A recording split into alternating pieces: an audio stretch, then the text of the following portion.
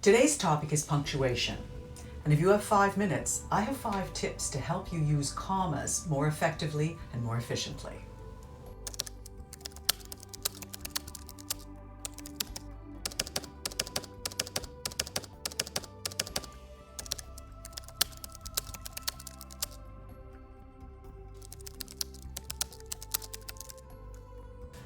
Well, every once in a while, I pull out the punctuation guidelines for these videos.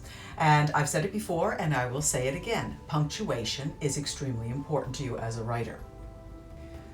Punctuation, along with your words, is one of the most fundamental ways that you can get your message across to your readers. Inaccurate punctuation does 2 things. It interferes with getting your message across accurately and efficiently, and also paints you as an amateur in the eyes of agents, editors, and even readers.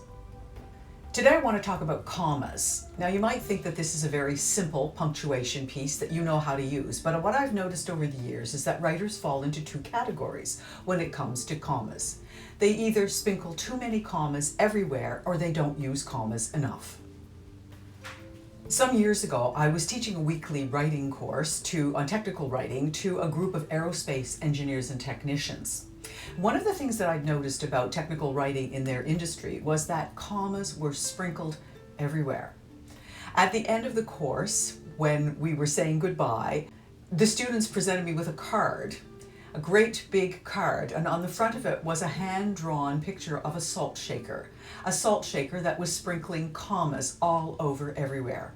I think I had made my point. Okay, here are my 5 tips. Tip number 1, use commas to separate items in a series. This is probably one of the most fundamental rules and probably one that you think you already understand. If you're talking about 3 or more items, then you need to use commas between them. Here's an example. I bought apples, bananas, and oranges at the grocery store. Now I want you to note the comma after bananas here in this example. Is that comma necessary? Not essentially. This is what you call the Oxford comma or the serial comma. It is optional. Truly, I rarely use it in my writing, and you may want to use it or not want to use it. It is that comma that comes after the last item before the and. The point is that if you decide to adopt the Oxford comma or the serial comma, that you need to use that consistently. The other thing you need to remember about it is that sometimes you'll be writing for a publisher that will have a particular guidelines whether or not to use it. Just pay attention and make sure you're using it consistently. Tip number 2, use commas to set off introductory elements.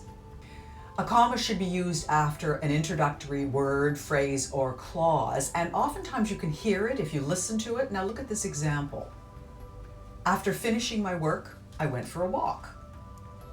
So after finishing my work, which is a clause, there's a comma, I went for a walk. But when you think about it, it's a breath. And commas are often that. They are often a breath. Tip number 3, use commas with coordinate adjectives. Now don't get all upset here. I've used a term coordinate adjective. You probably know what they are, but let's kind of review that because it's important. When 2 or more independent adjectives modify a noun, and they're independent of one another, and they have equal weight in the sentence, they're coordinate adjectives. Look at this example. She wore an exquisite, elegant dress to the party. A comma between exquisite and elegant is appropriate here because both of those have equal weight in terms of modifying the dress. However, if you were to say she wore an exquisite black dress to the party, there would be no comma because the exquisite would be modifying the term black dress. The black dress, exquisite and black, don't necessarily have the same weight in the sentence. So you have to be a little bit careful about this one, whether or not, and sometimes you have to think about really carefully, and sometimes your grammar checker will pick it up and sometimes it won't. So think about it carefully. Coordinate adjectives. Tip number 4, use commas with non-restrictive clauses or phrases. Again, don't get all upset about this, that you don't understand what a non-restrictive clause or phrase is. You do. Let's work it out. A non-restrictive element in a sentence is something that's not actually essential for the sentence to maintain its meaning. In other words, you could leave it out and the sentence would in fact mean the same thing. It just provides extra information. Here's an example. The movie, which was released last week, received positive reviews. Now, the phrase, which received positive reviews, is the non-restrictive element. It isn't actually essential to the sentence because the movie was still received positive reviews, even if you didn't indicate that it had been released last week. And so that gets set off with commas. Now, you could set it off with em dashes, but that's a whole different video, a video I did some time ago that you might want to review, how to use an em dash. That can be used in place of commas, but today we're talking about commas. And many non-restrictive clauses start with the term which. And so generally speaking, when you use the word which, you probably need a comma before it. Not always, but usually. It's something to have a look at. However, there's also a difference between using the terms which and that, which is the topic of a different video entirely. Tip number 5, separate independent clauses joined by a conjunction with a comma. Commas are used to join one independent clause to another independent clause when they are joined by a conjunction, and usually those conjunctions are and or but. So if you have two completely independent clauses, and you've joined them with and or but, put a comma in before the and or the but. Here's an example. I love my dog, but I hate when he chews my slippers. I love my dog is one independent clause. I hate when he chews my slippers is another independent clause. So there needs to be a comma before the but.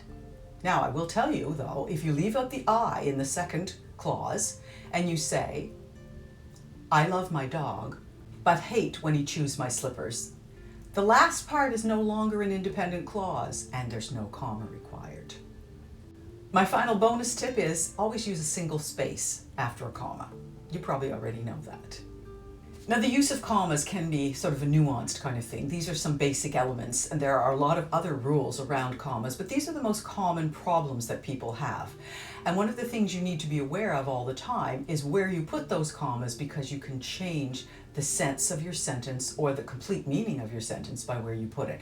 And remember, a comma is often a breath in your writing. Happy writing. Subscribe to Write, Fix, Repeat. And maybe I can help you improve your writing knowledge and skills. 5 tips at a time.